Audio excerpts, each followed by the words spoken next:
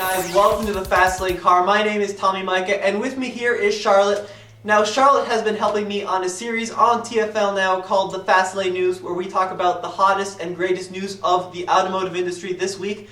But today we're doing something different. What are we doing today, Charlotte? Well, today we went about a little task of finding 5 cool cars under $5,000 for enthusiast college students who might want something cool to roll around campus with. And I think we're experts on this subject because we're both college students. We are, yes. Me for only 3 more months. I graduate in May. Yeah, so what major are you doing? Chemistry. Yeah, she's a chem major, I'm a business major, and she also runs our CU Boulder Car Club. Yes, hello. I am the car club co-president. Nice to meet y'all.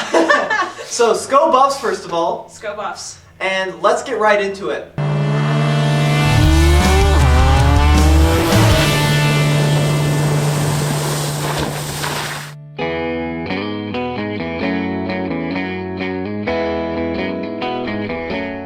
We have no idea what each other chose. No clue. And we should also emphasize that even if you're not in college, these are just cool cars in general, and they really do exist. We did find these cars on Craigslist. I'll be putting them up on the screen so you can see what they look like. Yeah. Tell us what you guys think of them if we made good choices. Make fun of us too, it's cool. My number 5 choice is a product of the 80s. One of our members in the CU Car Club actually has one, and it's a Porsche 944. Ah, hey-o, Zach! Yep. How are you doing? Yeah, so the 944 was built from 82 through 91, and it was a 4-cylinder front-engine rear-wheel drive car with a rear transaxle, so the transmission was actually in the back, gave it great weight distribution, just a really cool looking car. Yeah, definitely. But it's going to be a very fun, very balanced car. Now keep in mind, being a Porsche, parts are probably going to be pretty expensive, so that is something to keep in mind. This is our Porsche, our 99 Boxster. This is over 5K, just a little bit 6. We've had all sorts of adventures with those, but I still love the 944, especially the S. There was also a 944 Turbo, but those are over 5K now. Definitely. But yeah, I think that's a really cool choice, something to look into, and they're like under 5K for a non-turbo all day long. Yeah, definitely. And 944 spec racing is pretty cool, so, check it out. Yeah, if you're a college student looking maybe to try some track day stuff, it's a good choice. Absolutely. So what is your number 5 choice? My number 5 choice. Well, I approached this project as kind of like from a personal perspective. So I was like, well, hey, if I was trying to look for a cool car that I kind of wanted to do something with, then, I would get any one of these 5. So my first choice, and if you know anything about me, you know that I love old British nonsense. So I chose a 66 Triumph Herald for $2,600. Now, it has 76,000 original miles on it. Says on the ad that it needs some wiring work, good old Lucas Electrical. But I think that keeping it way under that budget, you're still gonna have $2,400 to play around with, and I think that you can make a really cool little classic car out of that. Remind me, Charlotte, did that thing have what, 500 horsepower? No, it had about 40. Yeah, about 40. But, James May actually was a big proponent of this. He turned it into an amphibious car and crossed the 2-mile lake and then attempted to cross the English Channel with it, although he did not succeed in that endeavor. There's no doubt that is a cool car. I know you love the classic stuff. Some of these cars aren't necessarily practical, they're just cool. Yeah. That is certainly a cool car. Totally. Not entirely sure I agree with a 66 Herald, but you know what? You're not for a college student, but for a college student who already has a daily driver and is looking for a cool little thing to restore, hey, maybe. Maybe. Could you daily drive a 66 Herald? Yes. But I'm crazy, yeah. Yeah, well, she has a Mini as her primary vehicle, a 71. Yes. All right, my number 4 car is a 1983 BMW 633. Ooh, really? Yes. You found a 6 Series? I did, absolutely. It is a dad and son's restoration project. It is $4,995. Oh, just barely making it there. They actually got it from the original owner, who was an advertising executive in LA. And so, they have the whole maintenance records for it, and the only thing they've done to it is just a few mechanical upgrades and repaint it a BMW spec color. You know, I like that car, but that thing terrifies me if it breaks. Because you could be underwater on that car so easily. You certainly could. Is it manual or automatic? Automatic, unfortunately. I know. What are you going to do? Okay, so now going to completely opposite end of the spectrum from that. This is actually a pretty practical choice. So I found a 2001 Nissan Xterra. Ooh. Now you may not think that's a very cool car, but they are actually pretty neat, those cars. So they were built from 1999 through 04 in the W22 versions. Very off-road capable, very modifiable if you're into off-roading like that. You can lift them up, you can put big wheels, tires, all sorts of stuff, and they're cheap as chips now. The one I found, of course, had the 3.3 liter V6 for $3,800. Good choice. So that'll give you $1,200 to play with. Yeah. One of my best friends has one of those. It's great. We've taken camping millions of times. Oh yeah, you can go camping. You can take your friends anywhere you want. Practical. It's going to be pretty reliable because it's a Nissan. Parts are going to be a lot more affordable than that 6 Series. We are not talking about insurance costs in this video, and they vary greatly depending on your age, your accident history. All sorts of factors play into what insurance costs are, so that is definitely something to take into consideration. We're just talking about the purchase price of the vehicle under $5,000. Absolutely, definitely. Okay, what's your number 3? My third car of choice was a 1984 Mercedes 380 SL, which is of course a descendant of the infamous 300 SL Gullwing. Now this car was about $4,800. It has a 3.8 liter V8, and it exudes timeless style, as the country singer Maureen Morris says. Yes, that is quite the classy choice there. Yeah. 380 SL. Yeah. It's a soft top, but they also have an attachable hard top to it. So Charlotte really likes the classic stuff, and I'm completely on board with that.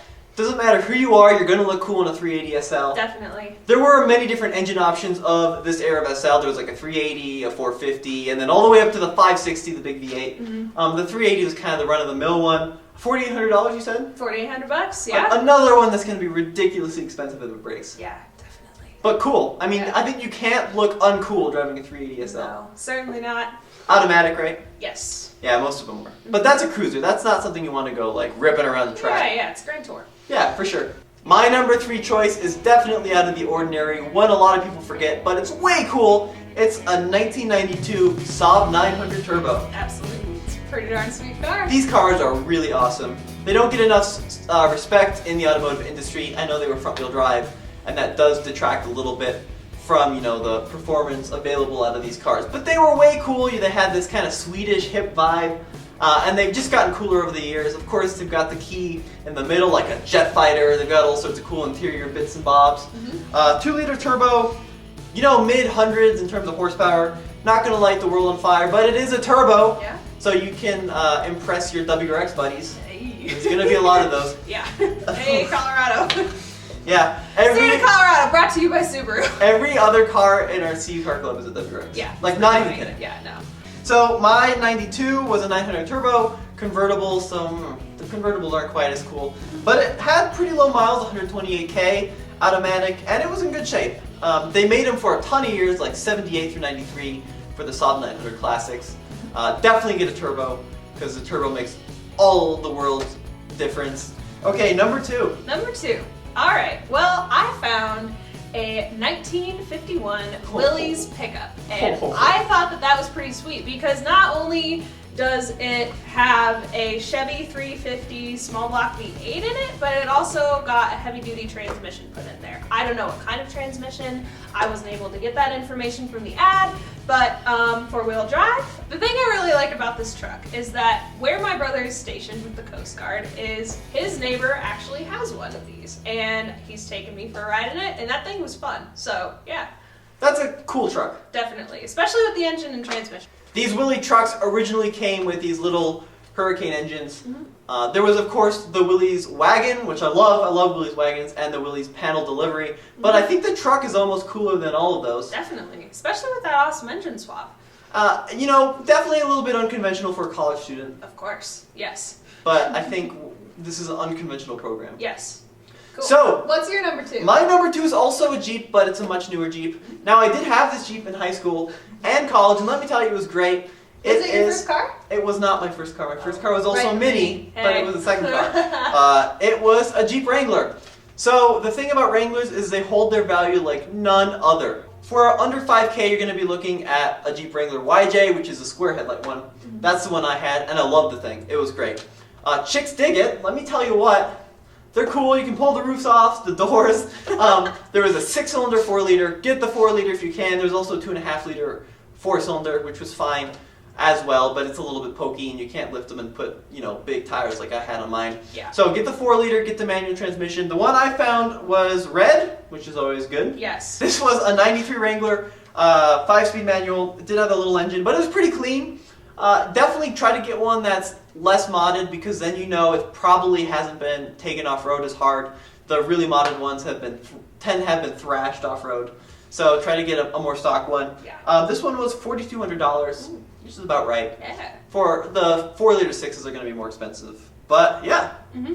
So number 1. My number 1 vehicle for an enthusiast college kid is a 1964 International Scout Harvest 4x4. That's cool. That is cool. And it's in really good shape too. Yeah, and it's the iconic precursor to the SUV. It was actually intended to be a competitor for the Willys Jeep. So Yeah, the CJ5. Yeah, definitely. Definitely. So it's kind of cool to see those two on Craigslist at once. And I actually saw one of these recently at the Peterson Automotive Museum. It needs paint. It's bright green. Lime green. Oof. Yeah, it needs paint. It has a slant 4-cylinder that's 152 cubic inches, and that is basically the right bank of the 304 cubic inch V8 that International also made. This is a way cool vehicle. I love Scouts. You've really outcooled my Wrangler. But this is not something that you're going to be taking on the freeway. No, definitely not. This is like more of putting around town, going to classes sort of vehicle. Yeah. You're going to look hella cool doing it though. Oh, yeah. Fold that windshield down, doors off. It'll be great. Definitely. It'll be Yeah. great. I love that. That was really cool. It's That's cool, a bold yeah, choice. Now, my number 1 choice is a Mustang. Oh. Is it Uh, that 67 that I saw? It is no, it's not a 67 Mustang. Okay. No, this is a more practical Mustang. So the 3rd generation was called the Fox Body Mustang. Mm-hmm. And they made hundreds of thousands of these things. They're all over the place. They came with all sorts of engines, 6 cylinders, 8 cylinders. They're infinitely modifiable, way cool. But the one I chose is a little bit different. So these are more rare than just like an average GT. This was only produced from 84 through 86, and it is the SVO, the Special Vehicle Operations Mustang. Ooh. So this was in response to the 70s gas crisis, and Ford went ahead and stuck a 2.3-liter 4-cylinder turbo in a Mustang. It's not just the engine that's different when compared to a GT or a 6-cylinder, you also have a different body kit. You have different suspension. This is the first Mustang ever to feature 4-wheel disc brakes. Had a 5-speed manual transmission. It's not the typical one you go for. A lot of the Fox bodies you see will be V8s, hugely modified, ready for the drag strip. This was more of the handling package, but it's way cool. You don't really see a lot of them. The one I found was a little bit rough, but running in driving condition, it was $2,500. Ooh, you can do a lot with that You remaining can do a lot with $2,500. $2,500 on this SVO. You'll probably be the only person on your campus to have one.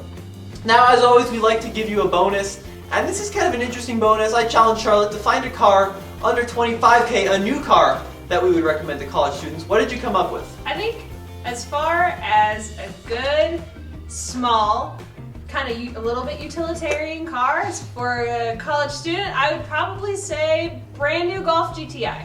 I love those things. Those are cool cars. Yeah. Yep, the 2-liter turbo Yeah. with a manual transmission. Mhm. I love those plaid seats that you get in them. They're way cool. That's a good choice. Yeah. For me, we're in college. I don't need the practicality. I would go for a Miata. Thank you guys so much for watching. We appreciate it. Go check out TFL News on TFL Now for all the latest and greatest in the automotive industry. And enjoy the rest of the videos here from TFL. Thank you guys. Bye. Dopey dope dope. Cool. Sweet.